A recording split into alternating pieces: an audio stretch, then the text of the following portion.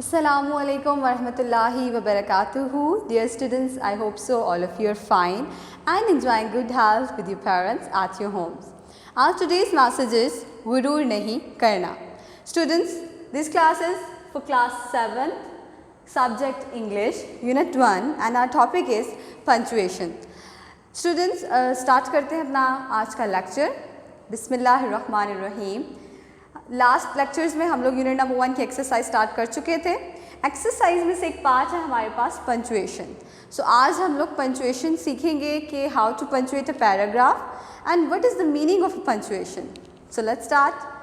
Students, punctuation start करने से पहले एक छोटी सी मैं आपको एग्जांपल देना चाहूँगी कि जब कभी हम लोग घर पे कोई चीज़ बनाते हैं मज़ेदार सी अच्छी सी, तो हम लोग कोई डिश ट्राई करते हैं तो हम कोशिश करते हैं कि जब हम उसको सर्व करें तो उसकी प्रेजेंटेशन जो है वो बहुत अच्छी सी हो. उसको हम लोग बड़े सैलड्स के साथ और बहुत सारी चीज़ें जो हैं उसके ऊपर लगा के उसको प्रेजेंट करने की कोशिश करते हैं कि मज़ेदार सी वो चीज़ हमें लगे. इसी तरह अगर हम किसी बेकरी शॉप पे जाते हैं तो हम लोगों ने अगर केक ख़रीदा है फॉर एग्ज़ाम्पल, तो हम लोग क्या करते हैं, जो केक सबसे ज़्यादा अच्छा डेकोर हुआ होता है जिसके ऊपर जेलीज़ और चॉकलेट्स और इस तरह की डेकोरेशन ज़्यादा हुई होती है, हम उसको प्रेफर करते हैं कि ये ज़्यादा खूबसूरत लग रहा है, मैनेज्ड है, ये हम लोग ख़रीदेंगे. बिल्कुल इसी तरह इंग्लिश राइटिंग में पैराग्राफ लिखा हुआ होता है जब, तो अगर वो कोई बेतरतीब सी शक्ल में लिखा हुआ हो, ना उसके एंडिंग का पता चल रहा हो, ना उसकी स्टार्टिंग का पता चल रहा हो, और ना ये पता चल रहा हो कि इस स्टेटमेंट में कहाँ क्या जा रहा है, क्वेश्चन किया जा रहा है या कोई इन्फॉर्मेशन दी जा रही है या क्या बताया जा रहा है, तो वो जो पैराग्राफ होता है ना वो भी इसी तरह बड़ा हमें जो है ना लगता है कि ये इम्पॉर्टेंट नहीं है हमारे लिए, इसको छोड़ो, कुछ और कर लेते हैं. उस पैराग्राफ को जिस तरह हम लोग केक को सजाते हैं, उस पैराग्राफ को सजाना पंचुएट कहलाता है. ठीक है जी, पंचुएट करना यानी उसको सजाना, उसको उसकी तरतीब के साथ उन चीज़ों के साथ रखना. पंचुएशन मीन्स रमूज़े औकाफ, उर्दू में इसको रमूज़े औकाफ कहते हैं. स्टूडेंट्स, इसकी सबसे पहले हम लोग देखते हैं. Punctuation means the right use of putting points और स्टॉप्स इन राइटिंग. सबसे पहले इसकी डेफिनेशन है, punctuation means the right use of putting points और स्टॉप्स इन राइटिंग, यानी लिखते वक्त प्रॉपर पॉइंट कहाँ आना है, हमारे पास जुमला कहाँ ख़त्म हो रहा है, कहाँ स्टॉप लगाना है और कहाँ पे हमने कोई पॉइंट लगाना है, वो हम लोग सीखते हैं पंचुएशन में. पंचुएशंस के ये कुछ पार्ट्स हैं आपके पास जिसके बगैर पंचुएशन कंप्लीट ही नहीं हो सकती है. ये कुछ चीज़ें जो पंचुएशन में बहुत ज़्यादा नेसेसरी हैं. First of all full stop. Students, full stop आपको पता है इस शेप का होता है, इस तरह से होता है full stop. And full stop is always use at the end of a sentence. Ali is a good boy. This is a sentence. Okay जी, ये मैंने एक सेंटेंस लिख दिया, Ali is a good boy. अब मैंने इसके ना स्टार्ट में कुछ किया ना लास्ट पे, तो मुझे कैसे पता चलेगा कि ये सेंटेंस स्टार्ट हुआ, एंड कैसे हो गया, इसका लास्ट किधर है.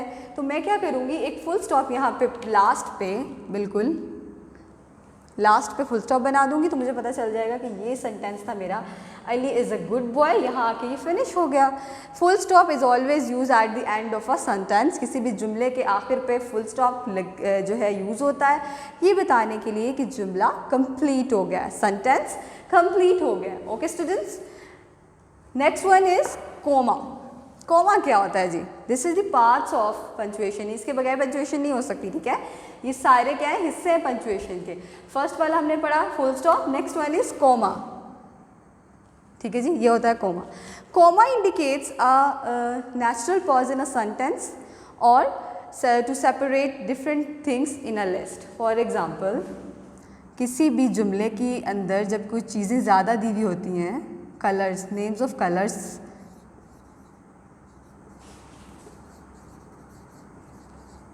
ठीक है जी, just red, green, yellow. Okay students, अब मैंने क्या करना है, इनको सेपरेट करना है. इस तरह से लिखे हुए हैं रेड, ग्रीन, येलो, तो मुझे क्या करना है, मुझे इन्हें सेपरेट करना है. तो मैं क्या पुट करूँगी, कॉमा पुट करूँगी इनके दरमियान में, ताकि मुझे पता चल जाए कि रेड एक कलर है, ग्रीन एक कलर है और येलो एक और कलर है. सो मैंने इन तीनों को अलग अलग किया कॉमा के थ्रू.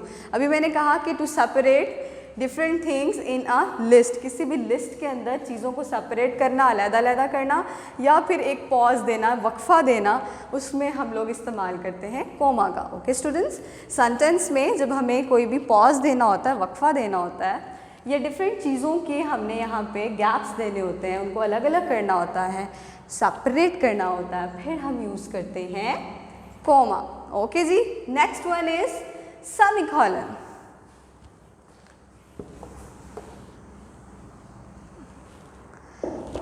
सेमीकोलन बच्चे इस तरह की इसकी स्टूडेंट्स शेप होती है। Semicolons are used to relate closely sentence. दो ऐसे सेंटेंस जो बहुत एक दूसरे के साथ रिलेट कर रहे हो, उनको को जोड़ने के लिए इस्तेमाल होता है सेमीकोलन। जैसे मैं आपको एक एग्जांपल बताती हूँ, आई वेंट बाजार,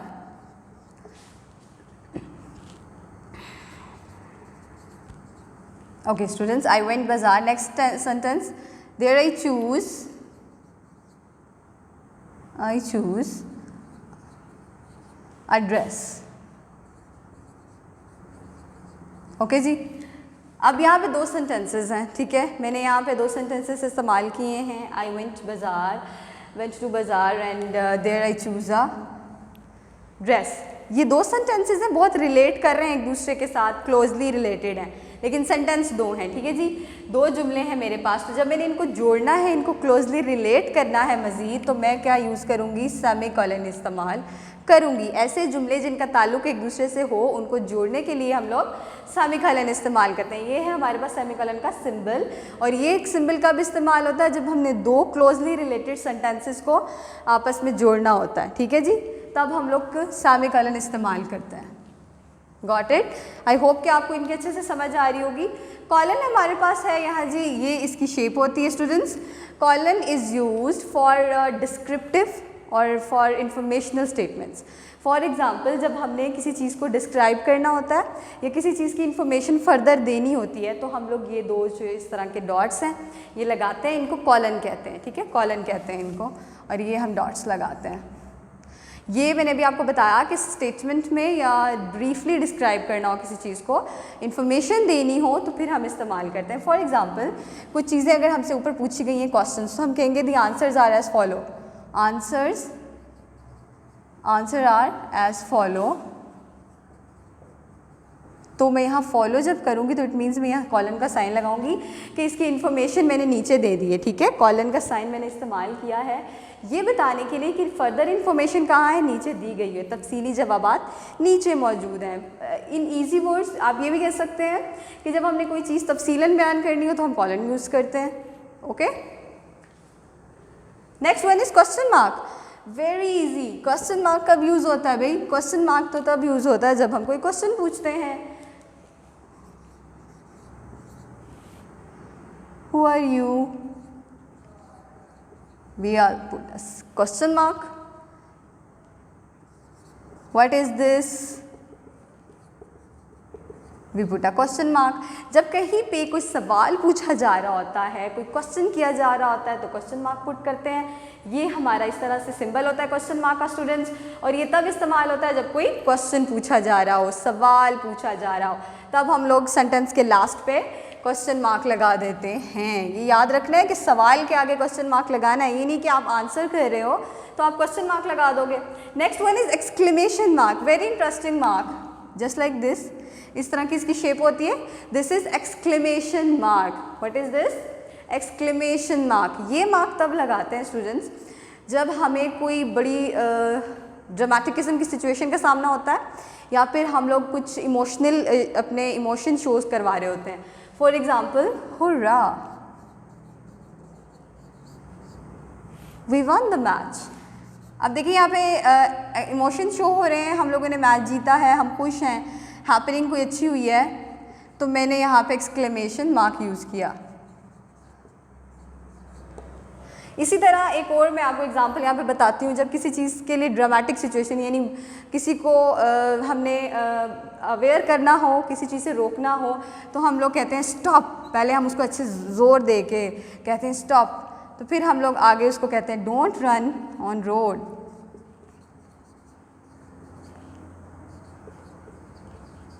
उसको रोक रहे होते हैं, तो हम लोग जब 2 दफ़ा उसको किसी चीज़ पे स्ट्रेस दे रहे होते हैं, अपने इमोशंस शो करवा रहे होते हैं, ड्रामेटिक सिचुएशन क्रिएट कर रहे होते हैं, तो एक्सक्लेमेशन मार्क्स इस्तेमाल करते हैं। ऐसा जब हमारे पास सिचुएशन हो जाए जब हमें बड़ी कोई खुशी मिले, हमारे इमोशंस हो, हमने उनको एक्सप्रेस करना हो, तभी हम लोग क्या करते हैं, एक्सक्लेमेशन मार्क इस्तेमाल करते हैं। या फिर ऐसी ड्रामेटिक सिचुएशन जिसमें हम लोगों ने किसी को कुछ अच्छे तरीके से बताना हो ताकि उस पर असर जल्दी हो सके, तो तब हम लोग एक्सक्लेमेशन मार्क यूज़ करते हैं। Next one is apostrophe. Apostrophe पे मैंने एक बहुत ही जो है डीप तरीके से समझाने की कोशिश की है, एक बड़ा अच्छा लेक्चर ऑलरेडी दे चुकी हूँ मैं। अपॉस्ट्रॉफी स्टूडेंट्स इस टाइप की होती है, ठीक है, और इसके लिए हम लोगों को पता है, मैंने पूरा एक वीडियो है इस पर की अपॉस्ट्रॉफी की, लेकिन अभी मैं आपको बता देती हूँ। कॉन्ट्रैक्शन के लिए भी अपॉस्ट्रॉफी यूज़ होती है। फॉर एग्जांपल 2 वर्ड्स हैं आई और एम, इनको जब मैं कॉन्ट्रैक्ट करूँगी यानी मिलाऊँगी तो मैं इस तरह से इसके दरमियान में पुट कर दूँगी apostrophe. This is the apostrophe, okay.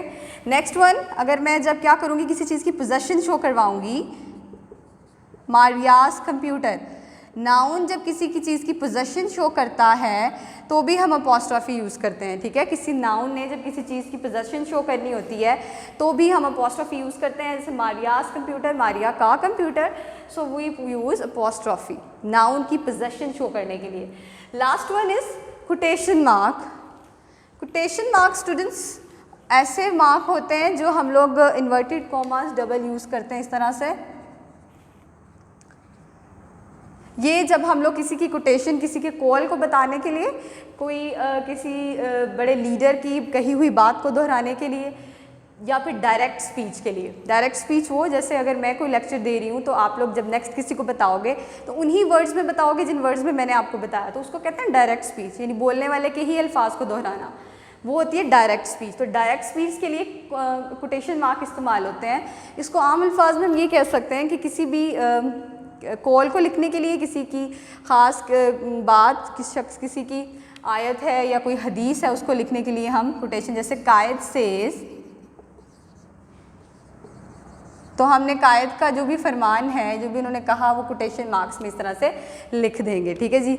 ये है हमारे पास कोटेशन मार्क। जब हम लोग किसी की ख़ास बात उसी के अल्फाज में दोहराते हैं, उसमें हम लोग कोटेशन मार्क्स इस्तेमाल करते हैं इस तरह से, ताकि वो बात जो कही गई थी उसकी अहमियत हम पे वाज़ेह हो जाए। ओके स्टूडेंट्स, ये थी हमारी पंचुएशन। आपने आई होप कि अच्छे से इसको समझ लिया होगा। पंचुएशन के लिए कौन कौन सी चीज़ें हमें चाहिए होती हैं जी? फुल स्टॉप, कॉमा चाहिए होता है, semicolon, colon, question mark, exclamation mark, apostrophe and last one is quotation marks. आपने इनको अच्छे से देख लेना है और अपनी एक्सरसाइज में आपने पंचुएट करना है पैराग्राफ। आपने नीट नोटबुक्स पे इसको करना है ताकि आपको पता चल जाए कि कैसे पंचुएट किया जाता है। Stay safe, stay home. अस्सलाम वालेकुम वरहमतुल्लाहि वबरकातुहू।